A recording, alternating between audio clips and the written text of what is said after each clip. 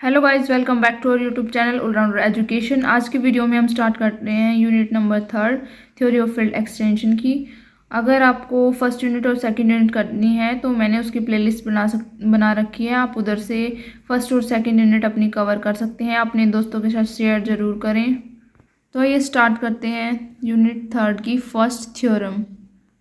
तो guys, late के be the normal separable extension of F. जो के है वो हमारे पास नॉर्मल सेपरेबल एक्सटेंशन है किसकी, एफ फील्ड की, और फाइनाइट डिग्री, जिसकी जो डिग्री है वो हमारे पास फाइनाइट है, एन विद गैलोइज जी, जिस गैलोइज ग्रुप के साथ, जी के साथ। और जो जी है वो हमारे पास कुछ इस टाइप से डिफाइन किया गया है, टो 1 to 2 up to so on to n तक। द सबसेट, एक सबसेट हमने कंसिडर किया है, that is x1 x2 up to so on xn of K. जो ये सबसेट मैंने कंसिडर किया है ये के का है, जो मैंने नॉर्मल सेपरेबल एक्सटेंशन कंसिडर किया किसकी, एफ की। तो ऑफ के इज अ बेसिस फॉर के, ये हमारे पास जो सबसेट ये वाला है ये के का है, और ये एज अ बेसिस काम करता है किसके लिए, फॉर के over F. If and only if, अगर हमारे पास जो ये मैट्रिक्स इस टाइप से होगी, A is equal to tau 1 x1 tau 1 x2 up to so on tau 1 xn, tau 2 x1 up to so on tau 2 xn, and tau n x1 up to so on tau n xn is non singular. जो ये ए matrix है ये हमारे पास non singular होनी चाहिए। जो basis है उसका मतलब हमारे पास क्या होता है, जो एलिमेंट्स है ये हमारे पास लीनियरली इंडिपेंडेंट होंगे और जनरेटिंग होंगे, या फिर स्पैन भी बोल सकते हैं हम इनको। तो प्रूफ पे चलते हैं। Let A is a non singular. A जो है वो हमारे पास, मैंने सबसे पहले कंसीडर कर लिया कि ए जो है वो नॉन सिंगुलर है, ये मैं कंसीडर करके चली हूँ। देन हमारे पास आ गया a1 x1 plus a2 x2 up to so on an xn which is equal to 0। A I जो है वो कोई भी स्केलर ले लिए मैंने जो बिलोंग करते हैं f से, और जो x1 x2 x3 up to xn है ये हमारे पास, ये मैंने क्या कंसीडर किए थे, बेसिस कंसीडर किए थे किसके लिए, the subset of k is a basis for k over f के लिए। तो इनकी मल्टीप्लाई करा दी, अप्लाई टो 1। अब मैंने इस जो ये वाली चीज़ है इसके ऊपर टो 1 अप्लाई करा दिया, यानी कि टो 1 से मल्टीप्लाई करा दी। मल्टीप्लाई कराने के बाद मेरे पास ये चीज़ आ गई। अब अलग अलग ओपन कर लिया मैंने, जैसे tau 1 a1 tau 1 x1 plus tau 1 a2 tau 1 x2 plus up to so on tau 1 an tau 1 xn which is equal to 0। अब जो ये चीज़ स्केलर है, टो 1 a1 की वैल्यू हमारे पास कितनी आ जाएगी, a1, क्योंकि ये स्केलर है, और जो टो 1 x1 है इसको हम एज इट इज लिखते चलेंगे, तो a1 tau 1 x1 plus up to so on an tau 1 xn which is equal to 0। तो यहाँ से हमारे पास आ गया, जैसे टो 1 a1 की वैल्यू किसके इक्वल है, a1 के, क्यों, क्योंकि जो tau 1 to 2 tau 3 up to so on tau n तक ये हमारे पास g से बिलोंग करते हैं, और g जो है वो हमारे पास क्या था, गैलोइज ग्रुप, जो हमने ऊपर इस टाइप से डिफाइन किया था। तो यहाँ से हमारे पास आ गया जो टो n है वो बिलोंग कर जाएगा Galois group of k over f में। सिमिलरली हम जैसे हमने टो 1 अप्लाई किया उसी तरीके से टो 2 अप्लाई कर देंगे। टो 2 अप्लाई करेंगे जब हमारे पास क्या आ जाएगा, टो 2 a1 x1, जो ये वाली इक्वेशन है ये वाली सेम रहेगी, बस एक बार टो 1 अप्लाई करना, फिर tau 2 up to so on tau n तक हम अप्लाई करते जाएंगे। तो टो 2 अप्लाई किया तब भी ये वाली कंडीशन आ गई, बस नोटेशन में टो 2 आ गया टो 1 की जगह। इसी तरीके से टो n कंसिडर कर लिया, टो n कंसिडर किया तब tau n a1 x1 plus up to so on tau n an xn which is equal to 0। तो स्केलर की ये जो मल्टीप्लीकेशन है टो n xn के साथ आ गई। तो यहाँ तक आ गया। अब आगे देखते हैं। अब जो हमारे पास ये इक्वेशन आई थी इनको हम मैट्रिक्स फॉर्म में पुट कर देते हैं, like put these in matrix form. और किस टाइप की matrix form, that is A x is equal to 0। तो ए जो है वो मैंने एज इट इज ले लिया, एक्स की वैल्यू क्या थी हमारे पास, ये स्केलर्स थे a1 a2 up to so on an तक which is equal to 0। This implies A x is equal to 0 and we have, हमारे पास जो डिटर्मिनेंट है वो नॉट इक्वल टू 0 होना चाहिए। देन हमारे पास x इज इक्वल टू 0 होगा, क्योंकि जो a है वो हमारे पास क्या है, नॉन सिंगुलर है, और ये चीज़ हमें गिवन है। नॉन सिंगुलर का मतलब भी क्या होता है कि जो डिटर्मिनेंट है a का वो not equal to 0। So a1 a2 up to so on an तक हमारे पास इसकी वैल्यू 0 आ जाएगी, और x1 x2 up to so on xn जो है ये हमारे पास लीनियरली इंडिपेंडेंट है। लीनियरली इंडिपेंडेंट है, और तो इसका मतलब क्या है, x1 x2 up to so on xn ये बेसिस फॉर्म करेंगे।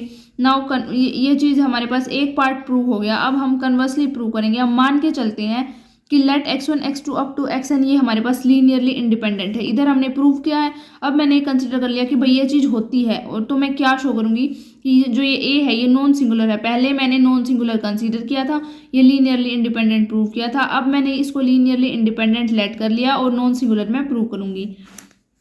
सो we let a is singular. तो मैंने कन्वर्सली प्रूव करूंगी मैं। तो मैंने ए को मान लिया कि भाई ये सिंगुलर है, तो कंट्राडिक्शन आ जाएगी लास्ट में अगर ये सिंगुलर नहीं होगा तो कंसीडर द सिस्टम, इस टाइप का मैंने कुछ सिस्टम कंसीडर कर लिया। That is alpha 1 tau 1 x1 plus alpha 2 tau 1 x2 up to so on to alpha n tau 1 xn which is equal to 0। Alpha 1 tau n x1 plus alpha 2 tau n x2 plus up to so on alpha n tau n xn which is equal to 0। इस सारे को मैंने मान लिया equation number first. Since A is singular, जो ए है वो मेरे पास क्या है, सिंगुलर है, तो इसका मतलब A x is equal to 0 है and determinant of A is equal to 0।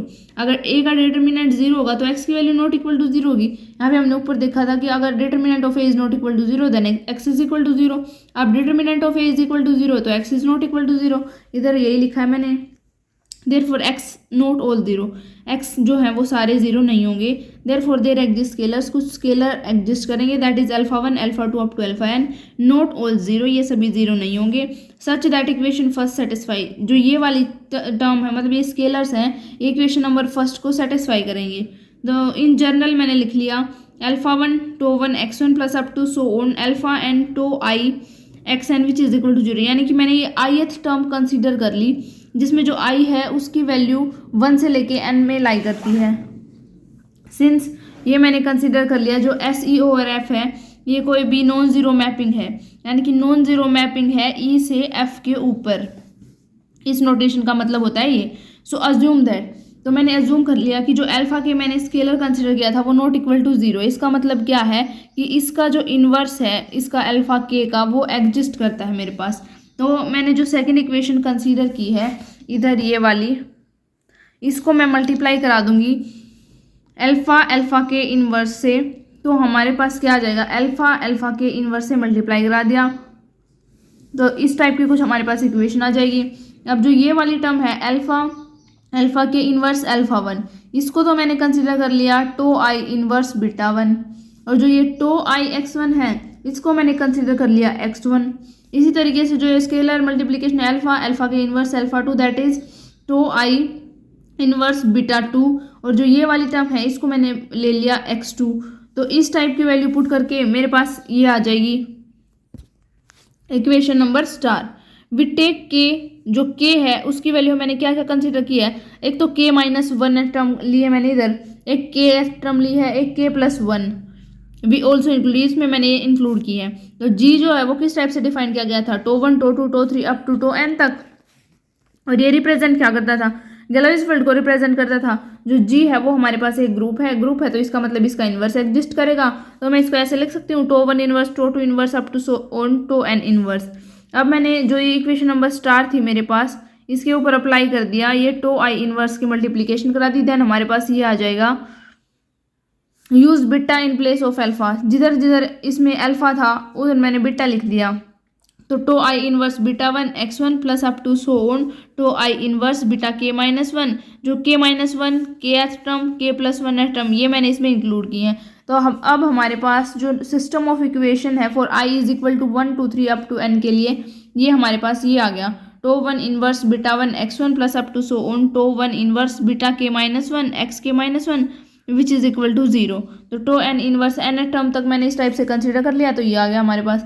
अब हम इनको ऐड कर देंगे वर्टिकली ऐड करने से हमारे पास क्या आएगा, tau i inverse beta 1 plus tau 2 inverse beta 1 plus up to so on to n inverse beta 1 x1, मतलब x1 बाहर रख लिया मैंने, tau 1 inverse beta 2 vertically add किए हैं, just x1 x2 x3 up to xn term हमारे पास इसमें अलग हो गई। तो इसको मैं क्या लिख सकती हूँ, टो आई इनवर्स को S E over F plus S E over F, ये पीछे हमने डिफाइन किया था ना, एस ई ओवर एफ क्या होता है, ये नॉन जीरो मैपिंग होती है ई से एफ के ऊपर, तो इधर मैंने इसकी ये वैल्यू पुट की है S E over F beta 1 x1 S E over F beta 2 x2 plus up to so on S E over F alpha xn which is equal to 0। But हमारे पास जो एस ई ओवर एफ है ये not equal to 0 है, not equal to 0 है, तो इसका मतलब क्या आ जाएगा, tau i inverse beta i is not equal to 0, x i are also non zero, but given जो एक्स आई है ये हमारे पास गिवन है कि जो एक्स आई है वो लीनियरली इंडिपेंडेंट है, तो ये हमारे पास कंट्राडिक्शन आ गई तो हमें पता चल गया जो ए है वो हमारे पास नॉन सिंगुलर है, सिंगुलर नहीं है। तो हमारी ये थ्योरम हो गई प्रूफ। मिलते हैं नेक्स्ट वीडियो में, आज के लिए इतना ही।